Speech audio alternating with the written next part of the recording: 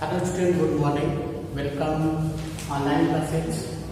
आज हम लोग ऑनलाइन कक्षाओं में कक्षा 9 के विद्यार्थी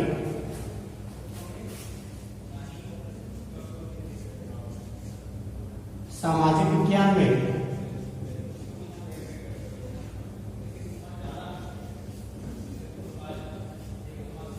नागरिक शास्त्र यानी सिविक्स पढ़ेंगे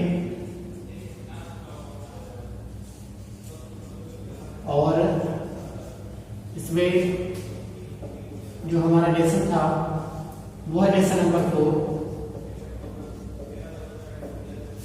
संस्थाओं के कामकाज।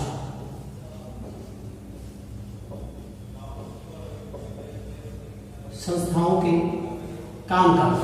तो हम लोगों ने संस्थाओं के बारे में पिछले वीडियो में देखा था कि संस्थाएं हमारे यहाँ 3 तरीके की, व्यवस्थापिका, कार्यपालिका और न्यायपालिका। इन संस्थाओं को सरकार के अंग के रूप में भी जाना जाता है और इसी क्रम में जो जैसे संसद होती है, संसद के 2 सदन होते हैं, लोकसभा, राज्यसभा, और यदि अंग की बात करें हम तो तीसरा अंग इसमें जुड़ जाता है राष्ट्रपति का। तो आज हम लोग जो चीजें देखेंगे वो राष्ट्रपति के अधिकार और कार्य को देखेंगे कि राष्ट्रपति के अधिकार और कार्य क्या है। भारत के राष्ट्रपति के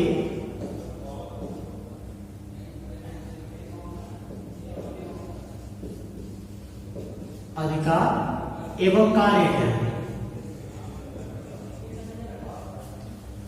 तो भारत के राष्ट्रपति का अधिकार और कार्य बहुत ही विस्तृत है, क्योंकि हम जानते हैं कि भारत का जो राष्ट्रपति होता है वो देश का प्रथम नागरिक होता है, सर्वोच्च नागरिक होता है।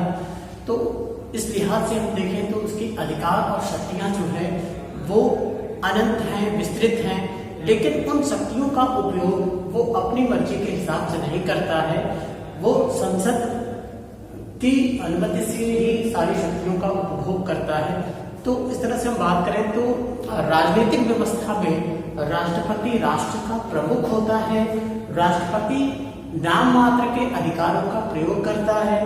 राष्ट्रपति देश संस्थाओं के काम की निगरानी करता है ताकि वे राज्य के उद्देश्यों को प्राप्त करने के लिए निरंतर जो है कार्य कर सके, निगरानी कर सके, देख रेख कर सके कि जो सरकारें चल रही हैं राज्यों में या केंद्र की, वो सब मिलजुल करके काम कर रहे हों, संसद के हिसाब से काम कर रहे हैं, संवैधानिक ढंग से कार्य कर रहे हों। इस हिसाब से हम देखें तो राष्ट्रपति के अधिकार और शक्तियां विस्तृत हैं।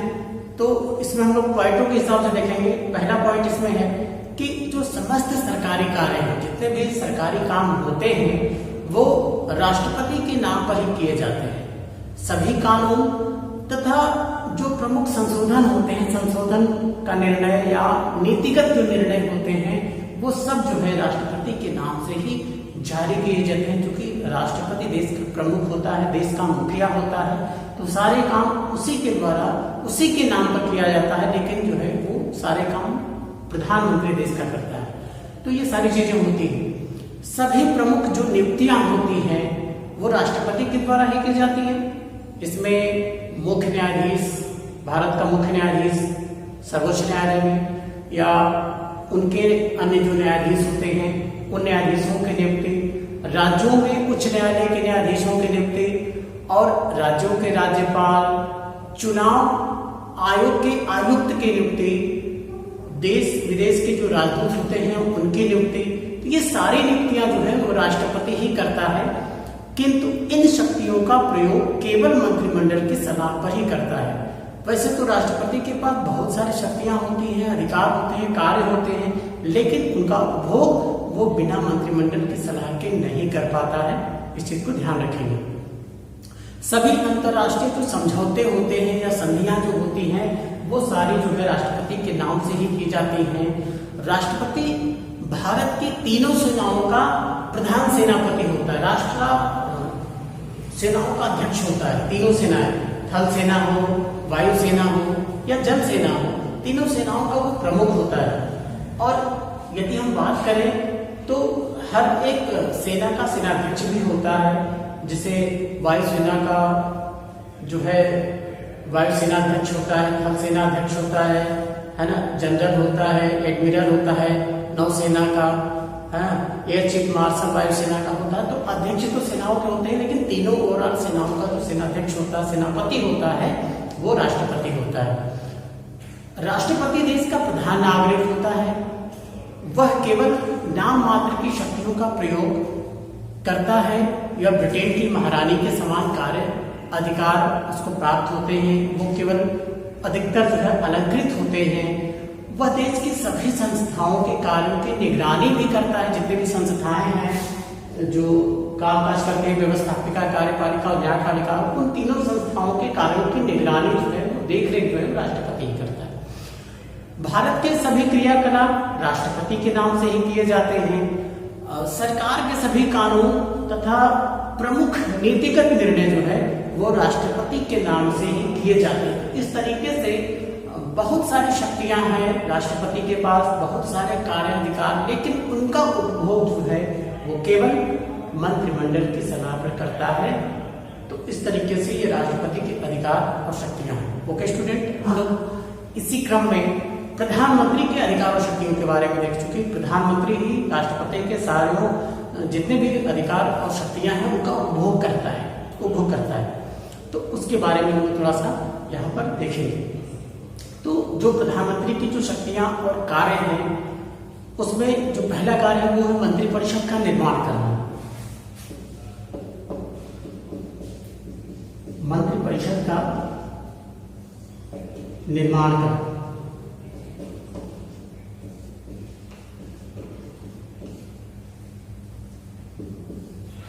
ये प्रधानमंत्री के कार्य हैं। प्रधानमंत्री के कार्य, तो पहला इसमें जो कार्य मंत्रिपरिषद का निर्माण करना। लोकसभा चुनाव में जिस भी दल का बहुमत स्पष्ट होता है, बहुमत सिद्ध हो जाता है, राष्ट्रपति उस दल के बहुमत प्राप्त दल के नेता को जो है वो प्रधानमंत्री नियुक्त करता है और वो प्रधानमंत्री अपने मंत्रिमंडल का निर्माण करता है, मंत्रियों का गठन करता है, मंत्रियों को विभागों का बंटवारा करता है। जो यदि राष्ट्रपति जिस व्यक्ति को प्रधानमंत्री नियुक्त कर देता है वो अपने मंत्रियों की एक सूची राष्ट्रपति को देता है और राष्ट्रपति के सामने प्रस्तुत होते हैं और पद गोपनीयता की शपथ देते हैं वो मंत्री। तो इस तरीके से मंत्रियों की नियुक्ति होती है। मंत्रिपरिषद का जो निर्माण होता है उसका कार्य जो है वो प्रधानमंत्री के दिशा निर्देशन में ही होता है। राष्ट्रपति उस प्राप्त सूची के अनुसार ही मंत्रियों को नियुक्त करता है। प्रधानमंत्री ही विभिन्न मंत्रियों के बीच विभागों का बंटवारा करते हैं। ये सारी चीजें जो हैं वो प्रधानमंत्री के द्वारा की जाती है। आगे हम लोग बात करेंगे मंत्रिमंडल की बैठकों की अध्यक्षता। मंत्री मंडल के विभागों का बंटवारा, तो प्रधानमंत्री जब राष्ट्रपति मंत्रियों की नियुक्ति कर देता है, मंत्री नियुक्त हो जाते हैं, तो मंत्रिमंडल का निर्माण होता है और इसी मंत्रिमंडल के हिसाब से प्रधानमंत्री जो होता है वो मंत्रिमंडल की बैठकों को बुलाता है, बैठकों को आहूत करता है तथा उनकी अध्यक्षता भी करता है। इन बैठकों का जो कार्यक्रम है वो प्रधानमंत्री द्वारा ही तैयार किया जाता है। प्रधानमंत्री के दिशा निर्देशन में ही बैठकों को क्रियान्वित किया जाता है। तो ये मंत्रिमंडल की बैठकों की अध्यक्षता करना प्रधानमंत्री के कार्य और शक्तियों के अंतर्गत आता है। आगे हम ये देखेंगे कि संसद का प्रमुख नेता, संसद का नेता, चूंकि प्रधानमंत्री बहुमत प्राप्त दल का नेता होता है तो जाहिर सी बात है कि वो संसद का भी प्रमुख नेता होगा। प्रधानमंत्री के परामर्श के अनुसार ही राष्ट्रपति द्वारा संसद का अधिवेशन बुलाया जाता है तथा स्थगित किया जाता है ना। संसद में सरकार की ओर से सभी निर्णय जो है वो प्रधानमंत्री के द्वारा लिए जाते हैं। जितनी भी घोषणाएं होती हैं वो सारे प्रधानमंत्री के द्वारा ही किए जाते हैं। तो ये सारी व्यवस्था जो है वो प्रधानमंत्री के द्वारा किया जाता है। आगे हम लोग देखेंगे कि राष्ट्र का नेता, जो चौथा पॉइंट है वो है राष्ट्र का नेता। तो राष्ट्र के नेता के रूप में हम लोग देखेंगे, चूंकि स्पष्ट बहुमत प्राप्त दल का नेता है, संसद का नेता है, सरकार का प्रमुख लीडर होने के नाते राष्ट्र का भी एक प्रमुख नेता है, वो है प्रधानमंत्री। तो हम प्रधानमंत्री जो है राष्ट्र का नेता होता है। जब देश पर किसी प्रकार का कोई संकट आता है तो समस्त देशवासी प्रधानमंत्री की ओर ही देखते हैं, प्रधानमंत्री पर विश्वास करते हैं, आशा करते हैं कि वह देश की ओर जो संकट है, मुसीबत है, उससे मुक्ति दिलाएगा। तो ये जो विश्वास है, जो भरोसा है, वो देश की जनता जो है वो प्रधानमंत्री पर करती है। इस प्रकार प्रधानमंत्री देश का प्रमुख नेता के रूप में जाना जाता है। आगे हम लोग देखेंगे कि राष्ट्रपति तथा मंत्रिमंडल के बीच की कड़ी। राष्ट्रपति तथा मंत्रिमंडल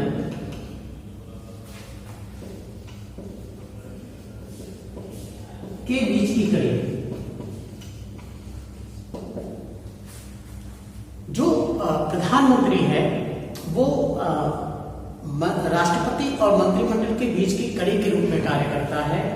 जितनी भी सूचनाएं होती हैं, जो दिशा निर्देश होते हैं राष्ट्रपति के, वो सारे मंत्रिमंडल तक पहुंचाना, और मंत्रिमंडल की कार्य योजना को राष्ट्रपति तक पहुंचाने का जो कार्य है, जो बीच की कड़ी के रूप में कार्य करता है, वो प्रधानमंत्री करता है। तो राष्ट्रपति को मंत्रिमंडल के द्वारा लिए गए सभी निर्णयों को राष्ट्रपति तक सूचित करता है, और राष्ट्रपति की बातों को जो है वो मंत्रिमंडल तक पहुंचाने का कार्य प्रधानमंत्री करता है। तो इस तरीके से प्रधानमंत्री जो है वो राष्ट्रपति और मंत्रिमंडल के बीच की कड़ी के रूप में कार्य करता है। आगे हम लोग देखेंगे, अगला पॉइंट है राष्ट्रपति का प्रमुख सलाहकार।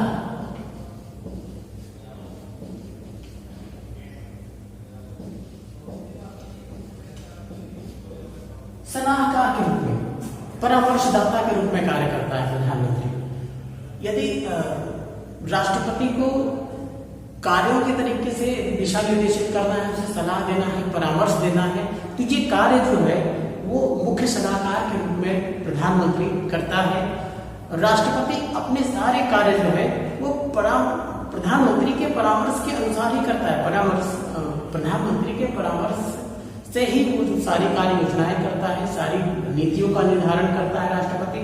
तो कहीं ना कहीं जो मुख्य सलाहकार के रूप में जो है वो प्रधानमंत्री जो है वो दिशा निर्देशित करता है राष्ट्रपति को। तो ये सारी चीजें जो है, तो बहुत सारे अधिकार और शक्तियां प्रधानमंत्री के पास भी हैं, और इस तरीके से संस्थाओं के कार्य होते हैं, संस्थाएं देश का संचालन करती हैं। तो आज इतना ही। Okay student, good bye.